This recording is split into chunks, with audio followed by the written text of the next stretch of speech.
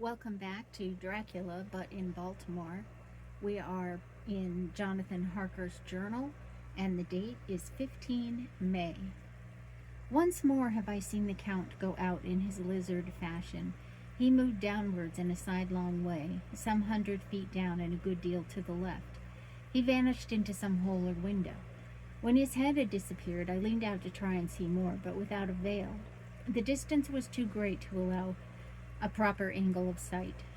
I knew he had left the castle now. I have to disagree. All he saw was possibly Dracula going into a different part of the castle. So I think he might get in trouble by going on that assumption. I knew he had left the castle now and thought to use the opportunity to explore more than I had dared to do as yet.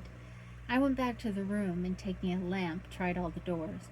They were all locked as I had expected, and the locks were comparatively new. But I went down the stone stairs to the hall where I had entered originally. I found I could pull back the bolts easily enough and unhook the great chains, but the door was locked and the key was gone. That key must be in the Count's room. I must watch should his door be unlocked so that I may get it and escape. I went on to make a thorough examination of the various stairs and passages, and to try the doors that opened from them. One or two small rooms near the hall were open, but there was nothing to see in them except old furniture, dusty with age and moth-eaten. At last, however, I found one door at the top of a stairway which, though it seemed to be locked, gave a little under pressure. I tried it harder and found that it was not really locked, but that the resistance came from the fact that the hinges had fallen somewhat and the heavy door rested on the floor.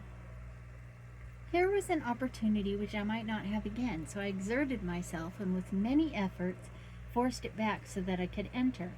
I was now in a wing of the castle further to the right than the rooms I knew, and a story lower down.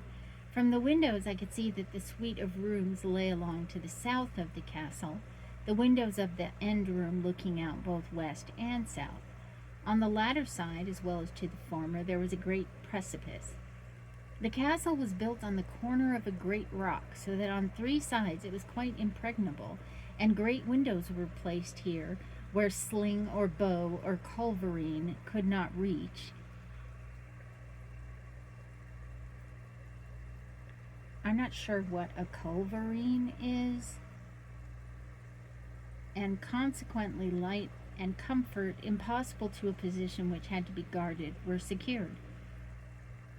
To the west was a great valley, and then rising far away, great jagged mountain fastnesses, rising peak on peak, the sheer rock studded with mountain ash and thorn, whose roots clung in cracks and crevices and crannies of the stone.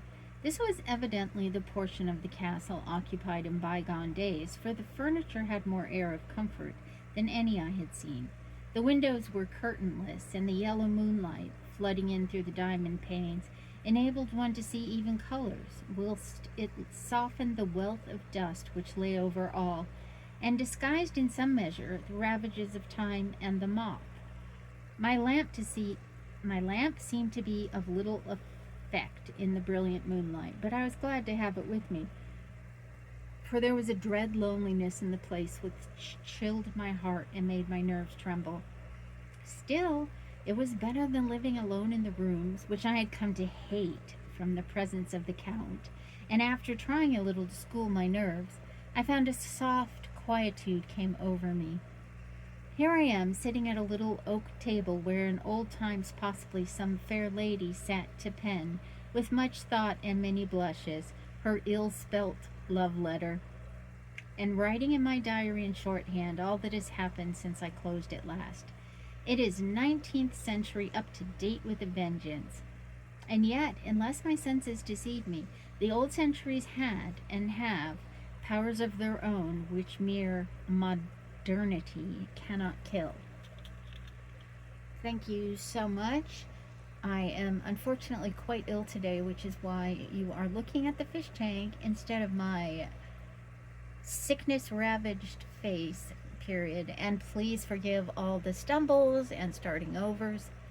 As I said, today has been a particularly poor day for me. Thank you for joining me, and I look forward to seeing you perhaps at the next reading.